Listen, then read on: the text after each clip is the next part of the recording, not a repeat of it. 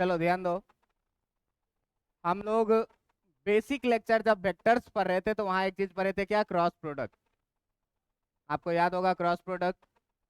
Cross product में आपको क्या बोले थे कि यदि दो वेक्टर है, एक वेक्टर ए और एक वेक्टर बी, अगर इसका हम लोग क्रॉस प्रोडक्ट लेते हैं तो कितना लिखते हैं? A B sine theta. और इसके डायरेक्शन में मैं आपको क्या बोला था कि जो ए क्रॉस बी का डायरेक्शन होता है वो वेक्टर ए के भी परपेंडिकुलर होगा और वेक्टर बी के भी परपेंडिकुलर होगा। ये चीज हम लोग कैसे निकाले थे? तो ये चीज हम लोग निकाले थे राइट हैंड थंब रूल से। मान लो कि ये मेरा दो उंगली दो वेक्टर है, एक वेक्टर ए और एक वेक्टर, तो अगर ए क्रॉस बी निकालना है तो अपने राइट हैंड के चार उंगली को ए से बी के तरफ घुमाइए, अंगूठा का जो डायरेक्शन होगा वही ए क्रॉस बी होगा। और अगर बी क्रॉस ए का डायरेक्शन है तो अपने चार उंगली को बी से ए के तरफ घुमाइए, अंगूठा का जो डायरेक्शन होगा वही क्या होगा? B cross. तो आप एक केस में देखिए कि अंगूठा मेरा ऊपर के तरफ है और दूसरे केस में अंगूठा क्या है? दोनों ही केस में ए क्रॉस बी जो होगा वो वेक्टर ए के भी परपेंडिकुलर है और वेक्टर बी के भी क्या है? परपेंडिकुलर। ये मैं आपको पहले भी बताया था कि यदि एक वेक्टर ए है और एक वेक्टर है बी और ए क्रॉस बी हम लोग लेंगे तो ये जो वेक्टर होगा ए क्रॉस बी, ये ए क्रॉस बी भाई साहब वेक्टर ए के भी परपेंडिकुलर होगा और वेक्टर बी के भी क्या होगा? परपेंडिकुलर होगा। इतना बात बताया है।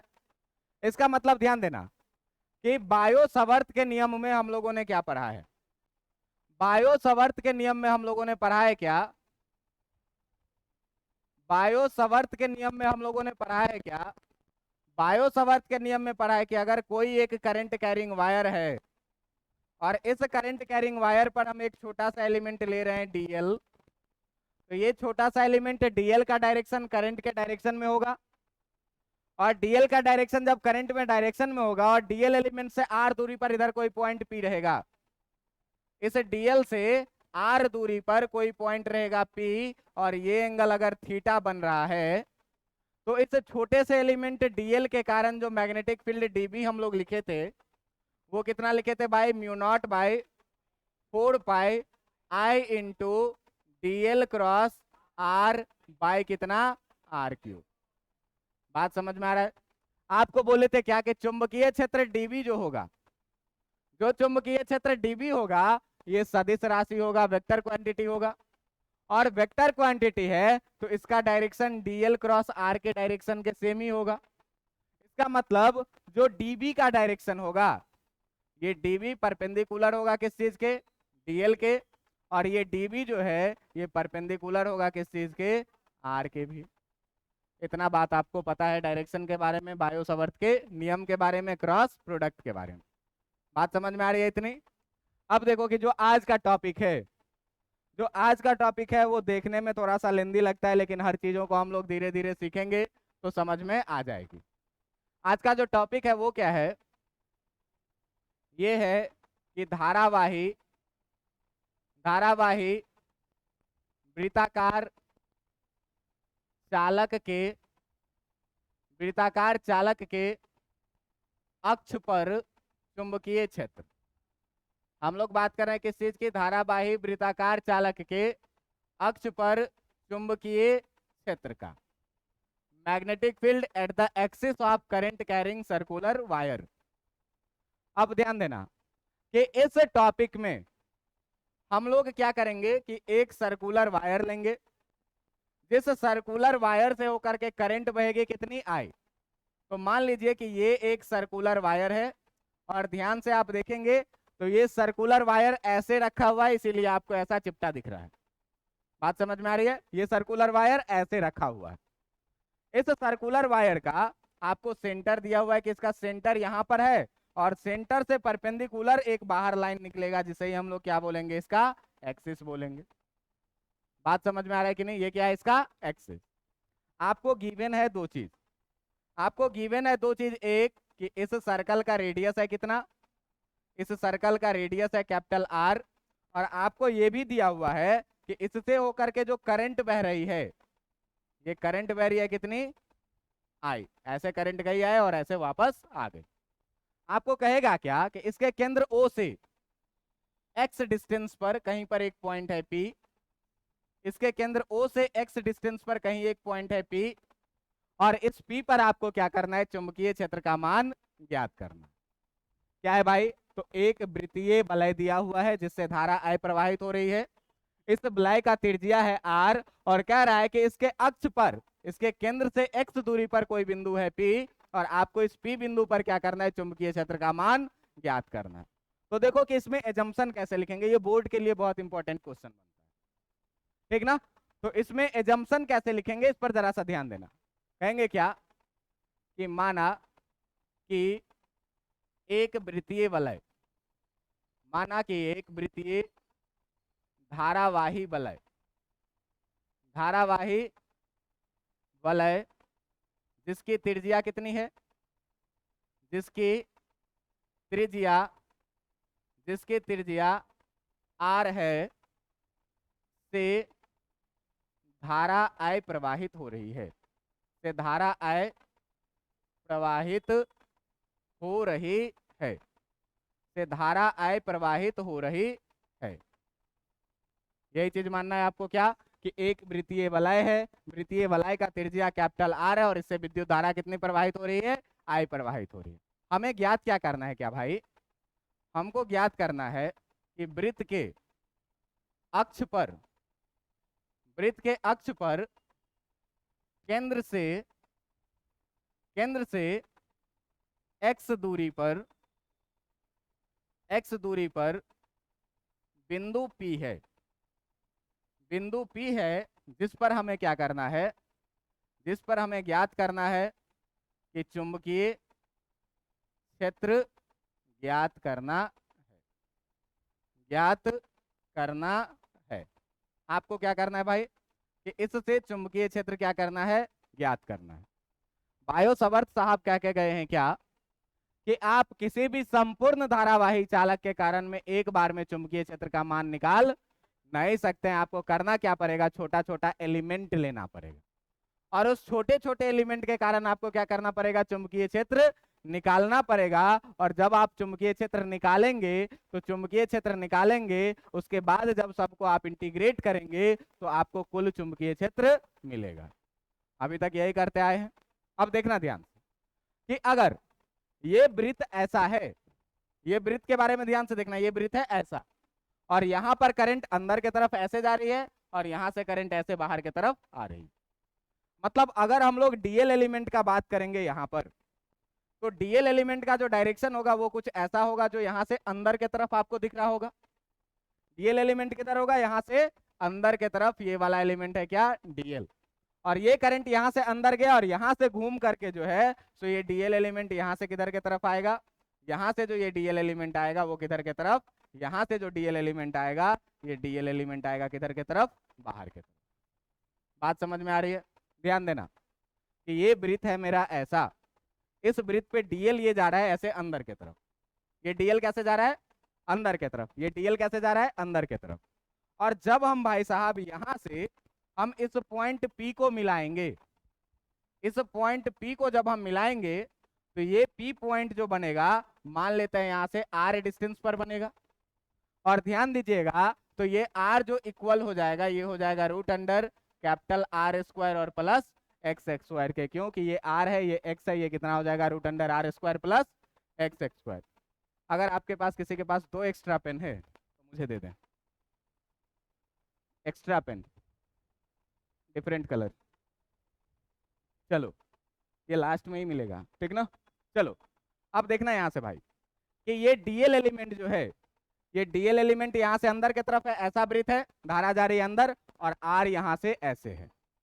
आर यहां से कैसे है, ऐसे। देखो डीएल ये गया अंदर की तरफ, वृत्त है ऐसा तुम्हारा, वृत्त है ऐसा, यहां से डीएल गया, ये अंदर की तरफ करंट गया और आर जो है सो डीएल से कैसे है, यहां पर इधर कहीं है बिंदु पी, ऐसे है ना, ये है बिंदु पी, ऐसे। बात समझ में आ रहा है? तो आप ध्यान से देखिए कि डीएल और आर के बीच का जो कोण है वो कितने का है, इतना बात समझ में आ रहा है कि नहीं आ रहा है? डीएल और आर के बीच का जो ये कोण है, ये वाला कोण, डीएल और आर के बीच का जो ये वाला कोण है, ये है कितने डिग्री का, 90 डिग्री का। इतनी बातें समझ में आ गई कि नहीं? इतनी बातें अगर समझ में आ गई तो हम वृत्त पर छोटा सा एलिमेंट डीएल के कारण बिंदु पी पर अगर हम चुंबकीय क्षेत्र लिखेंगे, अगर हम बात करें क्या अगर हम बात करें क्या कि छोटे से एलिमेंट डीएल के कारण बिंदु पी पर, अगर आप बात करेंगे किस चीज का, चुंबकीय क्षेत्र का, अगर आप बात करेंगे किस चीज का, चुंबकीय क्षेत्र का, तो ये चुंबकीय क्षेत्र का नाम भाई, छोटा सा चुंबकीय क्षेत्र का नाम मैं क्या रख रहा हूं, डीबी। और ध्यान देना कि डीबी इक्वल टू, हम लोग बायो सावर्त का नियम पढ़े हैं कि डीबी इक्वल टू होता है कितना, mu not by 4 pi current I बह रही है डीएल साइन थीटा बाई कितना, आर स्क्वायर। और थीटा के बारे में आपको पता था कि थीटा डीएल और वेक्टर आर के बीच का एंगल होता है। यहाँ डीएल और वेक्टर आर के बीच का एंगल कितना है भाई, 90 डिग्री है।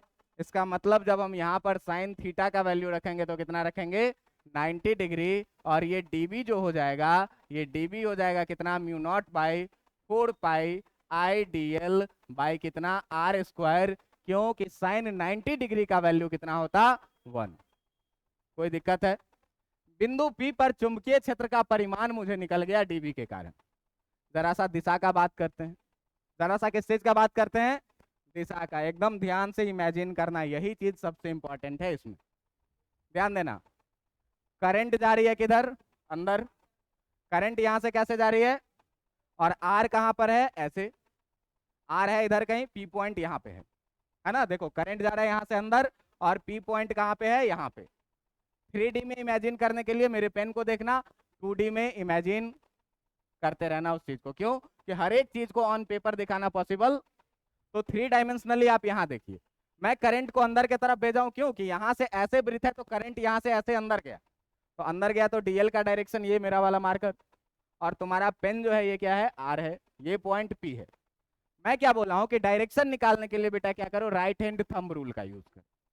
राइट हैंड थंब रूल क्या कहता है, राइट हैंड थंब रूल कहता है क्या कि आप अपने अंगूठा को, राइट हैंड के अंगूठा को करंट के डायरेक्शन में रख लीजिए।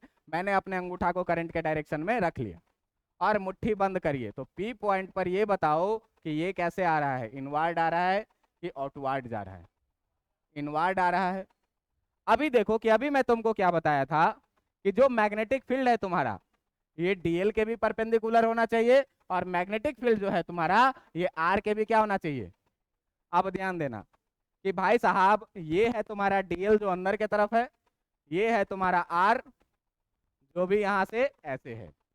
अब मैग्नेटिक फील्ड हमको पता है कि यहां से इधर के तरफ आएगा, अंदर के तरफ, लेकिन अंदर के तरफ हमको ऐसे लाना है, अंदर के तरफ हमको ऐसे लाना है कि डीबी इस आर के भी परपेंडिकुलर हो, और डीबी इस डीएल के भी क्या हो, परपेंडिकुलर हो।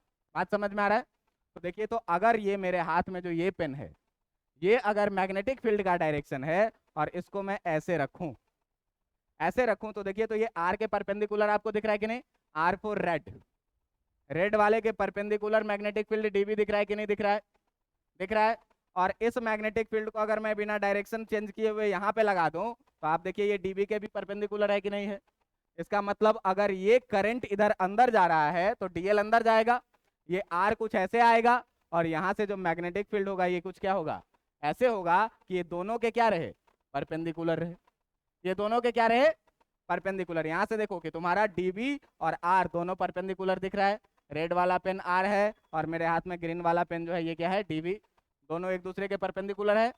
और ये डीबी तुम देखो कि ये डीबी जो है तो यहाँ डीएल के भी क्या है, परपेंडिकुलर है, पैरेलल शिफ्ट कर दे रहे हैं, अपना काम हो गया। तो अब देखिए कि इस डायग्राम में हम लोग डीबी का डायरेक्शन किधर शो करेंगे।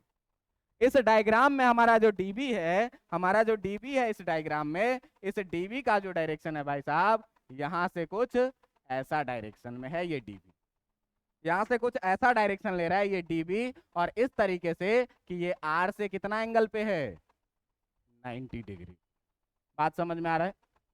तुम बताओ ये कि इस पूरे सर्कल पर ऐसा ऐसा कितना एलिमेंट काटा जा सकता है, इनफाइनाइट एलिमेंट काटा जा सकता है।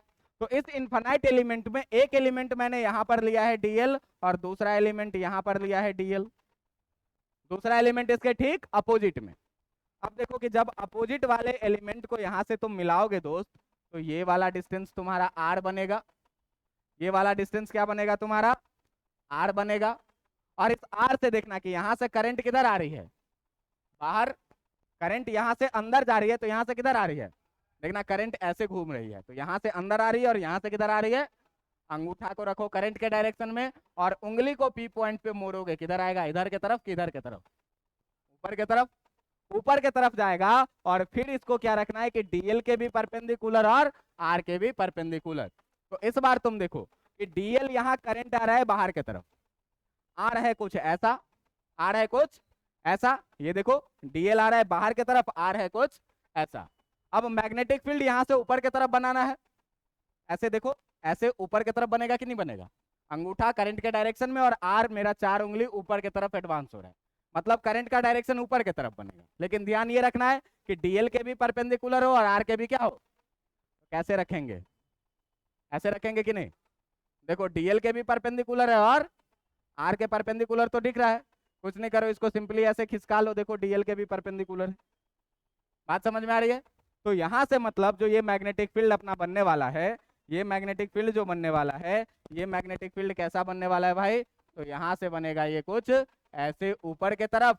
और ऐसे ऊपर के तरफ जब मैग्नेटिक फील्ड हम लोग बनाएंगे ये डीबी, तो ये डीबी अभी जो आर था ये वाला, इससे कितने एंगल पे रहेगा, 90 डिग्री। इतनी बातें समझ में आ रही है कि नहीं आ रही है, इतनी बातें समझ में आ रही है। अब मान लिया जाए ये, मान लिया जाए ये कि यहां से अक्ष से जो आर को मिलाने वाला ये कोण है, ये है कितना, तो ये वाला कोण भी कितना हो जाएगा, ये वाला कोण भी कितना हो जाएगा। कोई दिक्कत है तुमको, इतना में कोई दिक्कत नहीं है।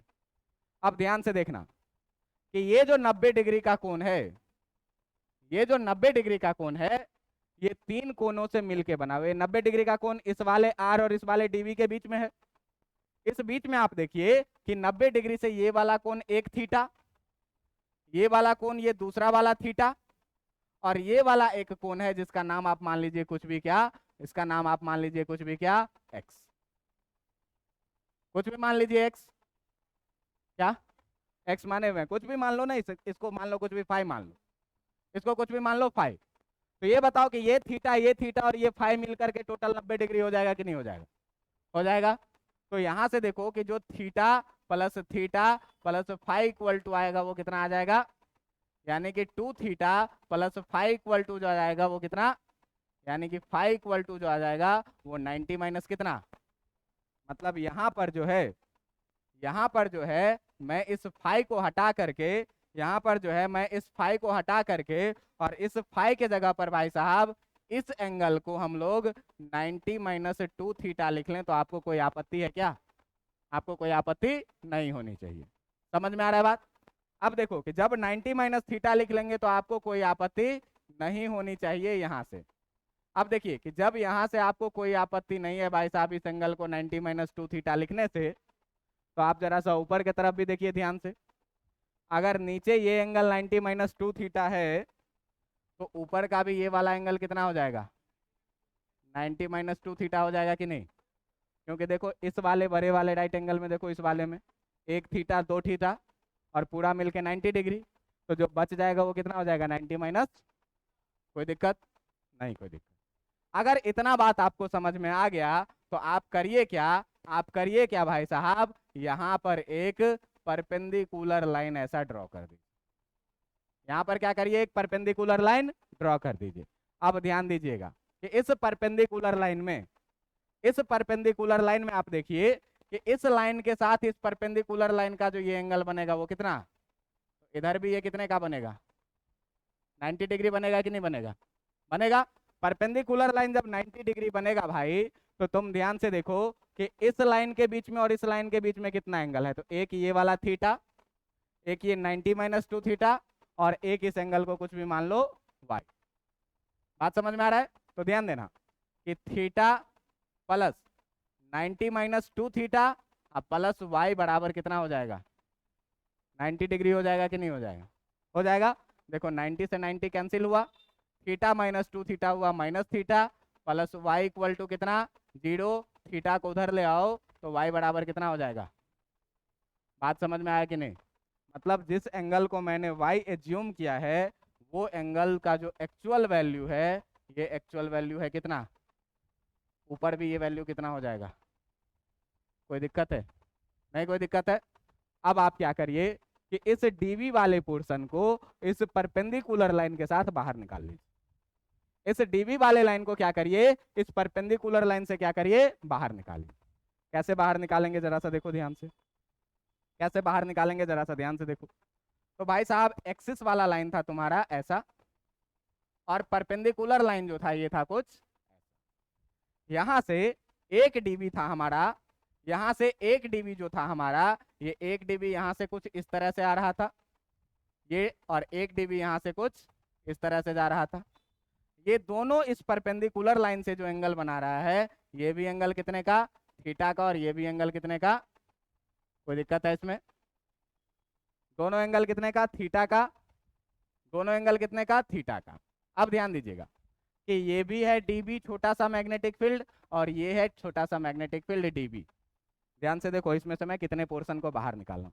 ये डीबी इसके साथ थीटा एंगल बना रहा है, ये वाला डीबी भी इसके साथ थीटा एंगल बना रहा है, ये एक्सिस वाला लाइन है। मैं इतना ही चीज को मैं क्या किया हूँ, बाहर निकाल। अब आप बताइए कि जो मैग्नेटिक फील्ड है, चुंबकीय क्षेत्र है, ये सदिश राशि है कि नहीं है? सदिश राशि है भाई, तो सदिश को सदिशों के जैसे घुमा सकते हैं कि नहीं? घुमाने का नियम क्या है, जिसके साथ थीटा लगा हो उसके साथ, और जिसके साथ थीटा नहीं लगा उसके साथ। क्लियर है बातें? तो आप ये बताइए कि इस डीबी को जब मैं घुमाने लग जाऊंगा, इस डीबी को जब मैं दोस्त घुमाने लग जाऊंगा, तो जिसके साथ थीटा लगा हुआ है, जिसके साथ थीटा लगा हुआ है उसके साथ आ जाएगा क्या इधर, उसके साथ इधर आ जाएगा कॉस थीटा, जिसको हम लोग लिखेंगे क्या, डीबी कॉस थीटा। और जिसके साथ थीटा नहीं लगा हुआ है उसके साथ इधर आ जाएगा कितना, इधर आ जाएगा आपका कितना, ये आ जाएगा आपका कितना, ये आ जाएगा इधर आपका डीबी साइन थीटा। ये कितना आ जाएगा इधर, डीबी साइन थीटा।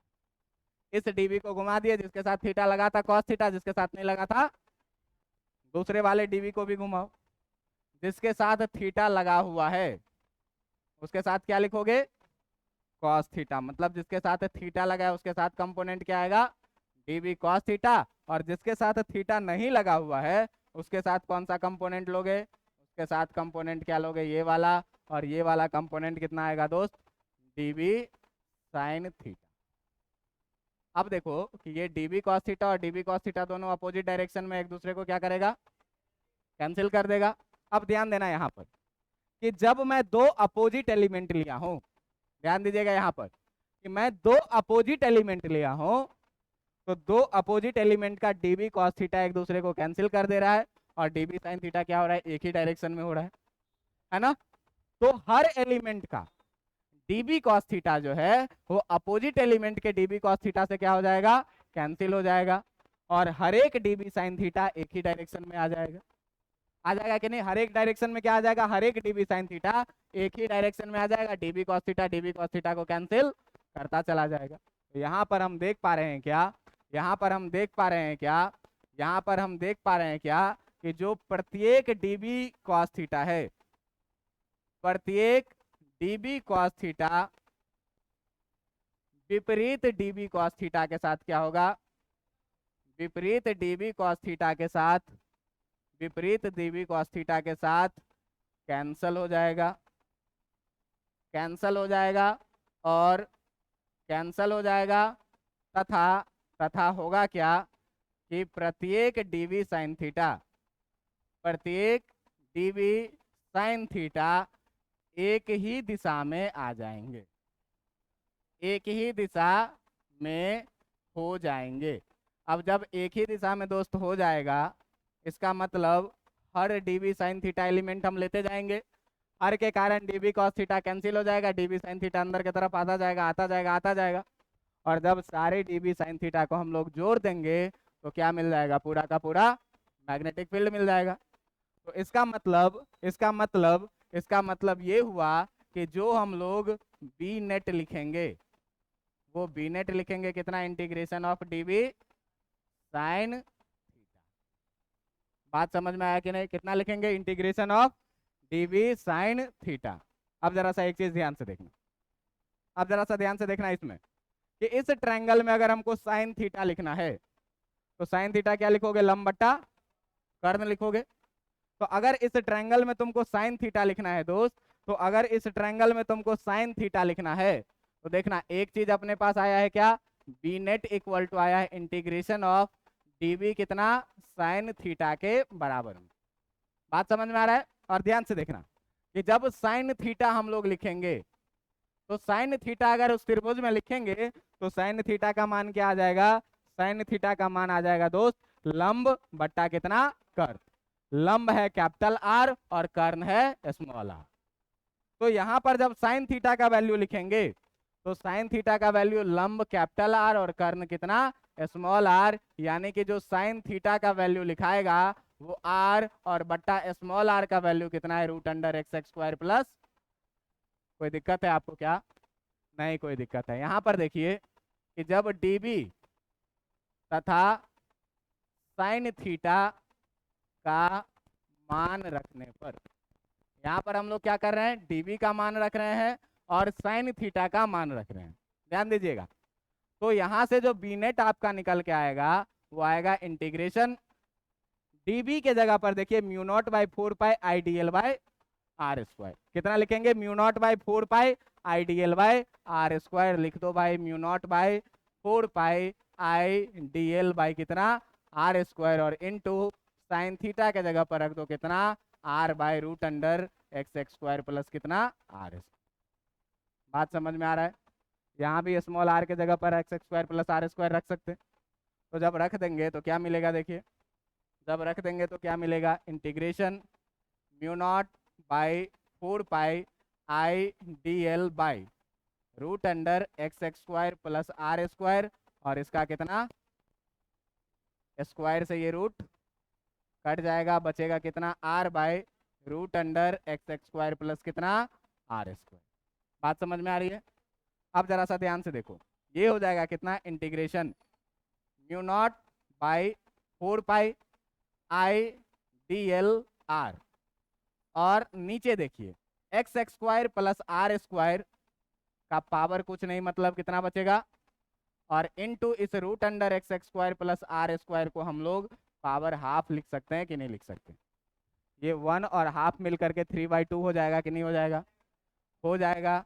इसका मतलब यहाँ से जो आपका बी नेट आएगा वो आएगा कितना, integration mu not by 4 pi I, R को पहले लिख लीजिए, डीएल को बाद में लिखिए, और इसको लिखिए x x square plus R square का पावर 3/2। अब ध्यान से देखना, इसमें mu not by 4 pi constant है, करंट कितना बह रहा है ये भी क्या है, रेडियस कितना है ये भी क्या है, कितना दूर पर निकालना है एक्स ये भी क्या है, और ये रेडियस भी क्या है। मतलब डीएल को छोड़ के बाकी सारा का सारा चीज क्या है, कांस्टेंट है। तो जब यहाँ से दोस्त बी नेट लिखेंगे तो सारे कांस्टेंट को हम लोग बाहर निकालेंगे, mu not by 4 pi I R by x x square plus R square का पावर कितना, 3/2, और इनटू बचेगा कितना, इंटीग्रेशन ऑफ। अब ध्यान दीजिएगा कि इस वृत्त में डीएल डीएल एलिमेंट मैंने इनफाइनाइट काटा, और इस इनफाइनाइट डीएल डीएल एलिमेंट को जब हम फिर से जोड़ेंगे तो ये पूरा वृत्त बन जाएगा कि नहीं। और इस पूरे वृत्त की लंबाई कितनी हो जाएगी, इसकी परिधि के बराबर में, और इसकी परिधि कितनी होगी, 2 पाई आर के बराबर में। तो भाई साहब यहाँ पर अगर हम लोग देखेंगे कि चूंकि इंटीग्रेशन ऑफ डीएल बराबर जो हो जाएगा, ये क्या हो जाएगा, वृत्त की हो जाएगी क्या, परिधि। और वृत्त की परिधि कितनी होती है, 2 पाई। तो यहाँ पर जब वैल्यू रखोगे तो बी नेट इक्वल टू निकल के आएगा कितना, mu not by 4 pi into I R upon x x square plus R square का पावर कितना, 3/2 इंटू कितना, 2 पाई आर। इंटीग्रेशन डीएल के जगह पर कितना, 2 पाई आर। अब ध्यान दो, देखो यहाँ पाई से पाई गया, 2 से 2 बार में 4 भी गए। बात समझ में आ रहा है, पाई से पाई गया, 2 से 2 बार में 4 भी गया। और जो फाइनली अपने पास बचा बी नेट इक्वल टू, जो फाइनली अपने पास बचा बी नेट इक्वल टू, ये बचा कितना, म्यू नॉट बाई 2। कितना बचा, mu naught by 2 I R, और इसको आर से मल्टीप्लाई करेंगे तो आई आर स्क्वायर हो जाएगा।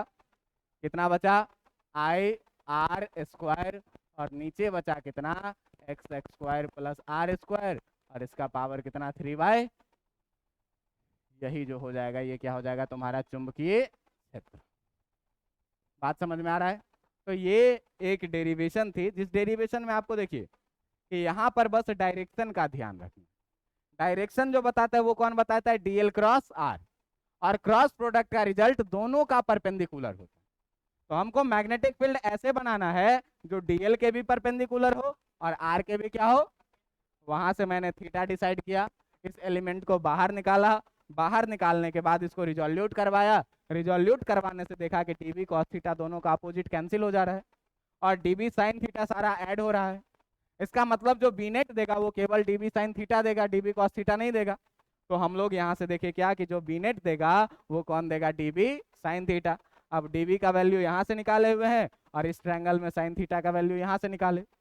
दोनों वैल्यू को मैंने क्या किया कि इसमें पुट कर दिया, पुट करने के बाद इसको सॉल्व किया, सॉल्व करने के बाद लास्ट में बचा integration DL, integration of DL पूरा सर्कल मिल जाएगा जिसका लेंथ 2πr हो जाएगा, और सॉल्व करने के बाद ये चीज लिख दिया। बात समझ में आया? अब जरा सा ध्यान से देखना, यहाँ पे एक वृत्त कहीं पर इधर था, वृत्त कहीं पर इधर था, तब ना इसका अक्ष इधर था। जो बीनेट का डायरेक्शन होगा इस साइड में, ये सेंटर के तरफ है, सेंटर के तरफ है। अब यहाँ पर डायरेक्शन को लेकर के बहुत लोचा होता है, इसीलिए इस डायरेक्शन को आप समझने का प्रयास करिए, डायरेक्शन को समझने का प्रयास करिएगा कि इसका डायरेक्शन हम लोग कैसे निकालेंगे।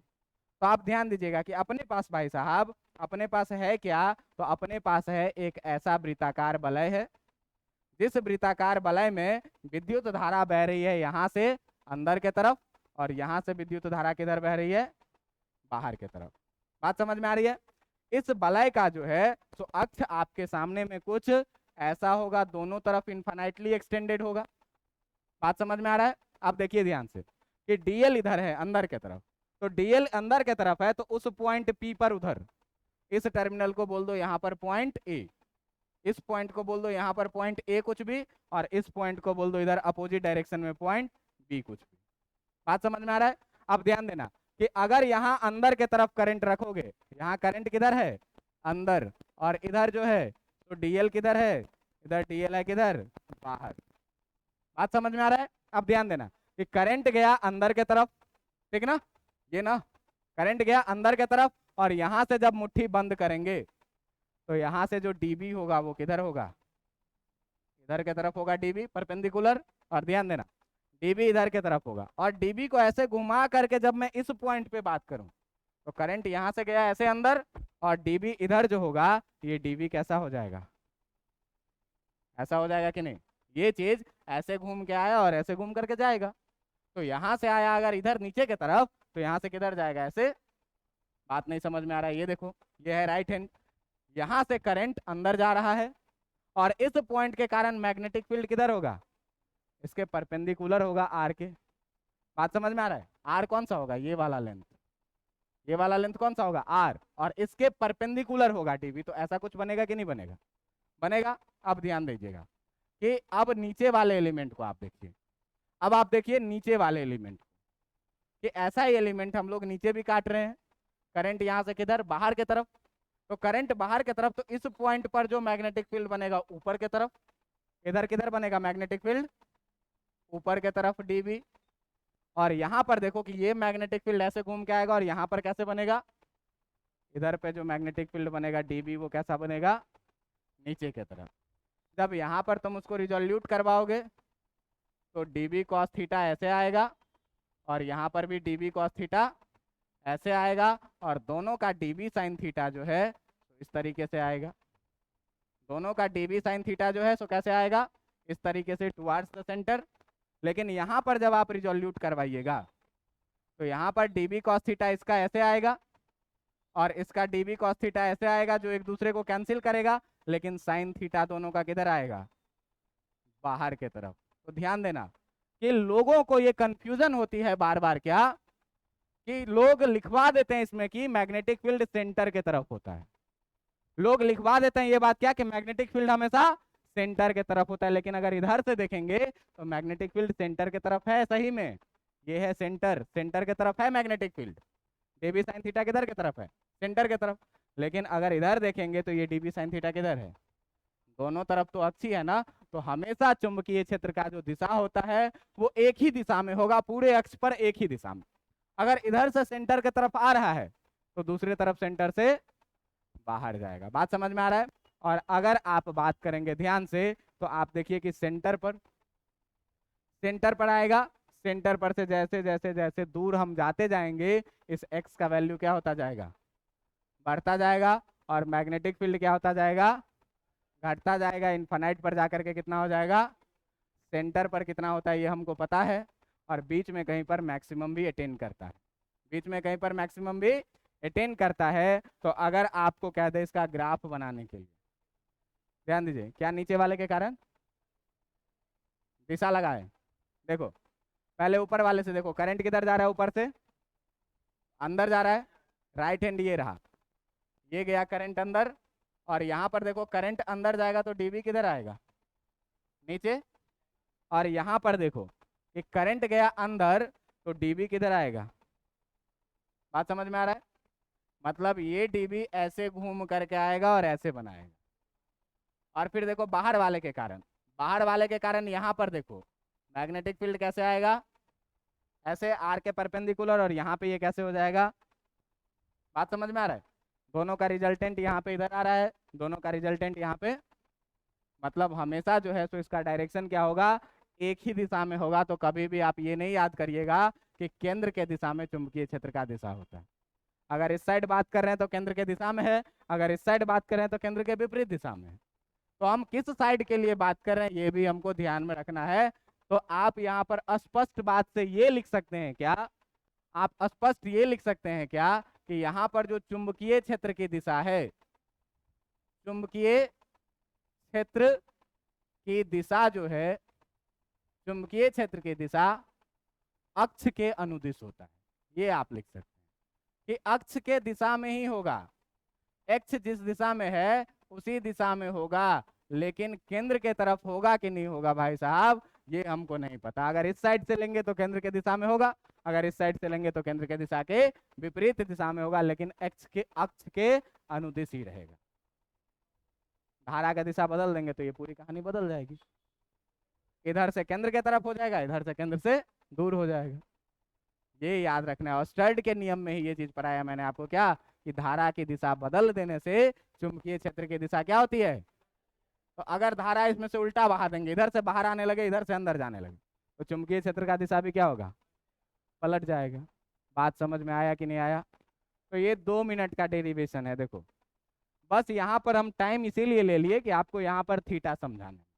आप घर पे जाके एक आध बार यहाँ प्रैक्टिस करिएगा ना, तो ये कैलकुलेशन मैं रफ के लिए छोड़ ही दिया हूँ यहाँ। आप इस कैलकुलेशन से मिलाइएगा तो आपको सारी चीजें समझ में आएगी। यहाँ पे बहुत कॉम्प्लेक्स चीजें दिखती रहती है, लगता रहता है कि ऑड हो रही है, लेकिन घर पे जाके एक बार प्रैक्टिस करिएगा इस कैलकुलेशन से, सारी चीजें समझ में आ जाएगी। और ध्यान देना कि यहाँ पर 5 माने थे किसको, इस वाले एंगल, है ना। अब देखो कि अगर इतना चीज तुम्हारा निकल गया तो इसी डेरिवेशन में अगर बोले कि ग्राफ बनाने के लिए ग्राफ कैसा होगा, अगर ग्राफ बनाने के लिए ग्राफ कैसा होगा, तो ग्राफ हमेशा ये ध्यान रखना कि मैग्नेटिक फील्ड हमेशा एक ही दिशा में होगा। कैसा, यूनी डायरेक्शनल होगा, एक ही दिशा में, यूनी डायरेक्शनल मैग्नेटिक फील्ड। यहाँ पर जो मैग्नेटिक फील्ड बनेगा वो कैसा बनेगा, यूनी डायरेक्शनल बनेगा। यूनी का मतलब एक, और डायरेक्शनल का मतलब एक ही दिशा में।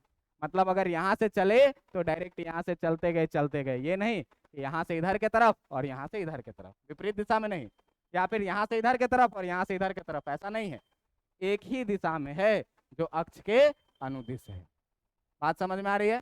अब आपसे बोल देगा क्या, ग्राफ बनाने के लिए, तो आपको याद होगा कि यही एक्सप्रेशन आया था इलेक्ट्रिक फील्ड वाले केस में, यही एक्सप्रेशन आया था, खाली क्यू आर, आई की जगह क्या था, क्यू था।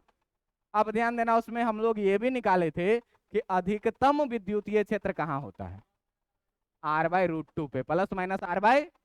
तो अगर आपको यहाँ पर कह दे क्या कि चुंबकीय क्षेत्र का और ग्राफ बनाओ, मुझे चुंबकीय क्षेत्र का और धारा का मुझे R के बीच में ग्राफ बना करके दिखाओ, तो जब ग्राफ बनाओगे ना इसका, तो ध्यान देना इसका जब ग्राफ बनाओगे तुम कैसे बनाओगे, ये ध्यान देना कि बीच में भाई साहब हम कहीं पर ले लिए क्या, एक वलय, वृत्तीय वलय। और इस वृत्तीय वलय से हम लोग गुजारेंगे किस चीज को, इस वृत्तीय वलय से हम लोग गुजारेंगे अक्ष को। अक्ष गुजारे ऐसे, अक्ष गुजारे, ये पॉइंट मान लीजिए इसका केंद्र है O, इधर है कहीं पर -r/√2 और इधर है कहीं पर क्या, +r/√2।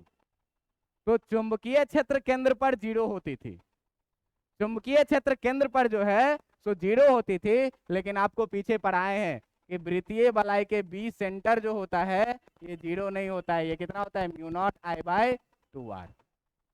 बात समझ में आ रहा है कि नहीं। और +r/2 पे और -r/√2 पे अधिकतम होगा, अधिकतम होगा। अब देखो कि अधिकतम होने का मतलब क्या, कि यहां पर ये ग्राफ ऐसे अधिकतम तक जाएगा, यहां पर भी ये ग्राफ कहां तक जाएगा, अधिकतम तक जाएगा।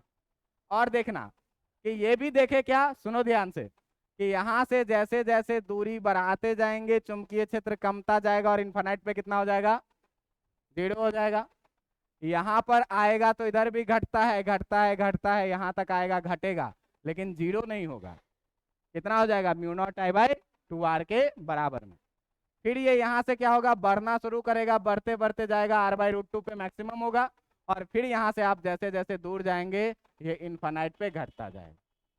सारा का सारा ग्राफ आप देखिए अक्ष के ऊपर है, इसका मतलब इसका दिशा बदला नहीं है। कभी कभी परीक्षा में आपको भ्रमित करने के लिए इस आधा ग्राफ को नीचे बना देगा। बात समझ में आ रहा है, नीचे बना देगा। और जेईई मेंस में एक बार इसी पर कॉन्सेप्ट क्या पूछ दिया था, कि इसी पर कॉन्सेप्ट क्या क्वेश्चन पूछ दिया था, क्वेश्चन पूछ दिया था कि ऐसा डायग्राम दे दिया था, इस पॉइंट का नाम रख दिया था ए, इस पॉइंट का नाम दे दिया था बी, कहा कि चुंबकीय क्षेत्र की दिशा होगी ए से केंद्र की तरफ, बी से केंद्र की तरफ, ए से केंद्र की तरफ, बी से केंद्र से दूर। ऐसा ऐसा 4 ऑप्शन बना दिया। अब जो जिसको ये बात पता रहेगा, तो आपको अगर केवल पता रहे कि केंद्र की तरफ, तो केंद्र की तरफ में तो आप ये कहानी लगा देंगे दोनों में से केंद्र की तरफ। लेकिन नहीं, अगर एक से केंद्र की तरफ तो दूसरे से केंद्र से बाहर। बात समझ में आया कि नहीं। तो ये था क्या, कि वृत्तीय अक्ष पर चुंबकीय क्षेत्र हम लोग कैसे निकालते हैं। आप ध्यान दीजिएगा कि अगर इसी डेरिवेशन में, अगर इसी डेरिवेशन में जो है तो आप क्या करेंगे, इसी डेरिवेशन में अगर आप r का वैल्यू, x का वैल्यू 0 रख दोगे, तो x का वैल्यू 0 रख दोगे तो हम लोग आ जाएंगे कहां पर, तो देखना कि केंद्र वाला फॉर्मूला तुम्हारा आ जाएगा। बात समझ में आ रहा है क्या, ए से केंद्र की तरफ, दूसरे से केंद्र से दूर। यार ये यहां से इधर के तरफ है तो केंद्र के तरफ है, और बी पर इधर के तरफ है तो ये केंद्र से दूर है। समझ में आया, इतना चीज पढ़ के आइएगा। चुंबकीय क्षेत्र का ये कहानी हो जाता है यहाँ पर खत्म। अगले दिन हम लोग शुरू करेंगे एम्पियर सर्किटल लॉ। बात समझ में आ रहा है, क्यों, चुंबकीय क्षेत्र अब टफ हो गया निकालना यहाँ से, है ना, तो अब टफ हो गया।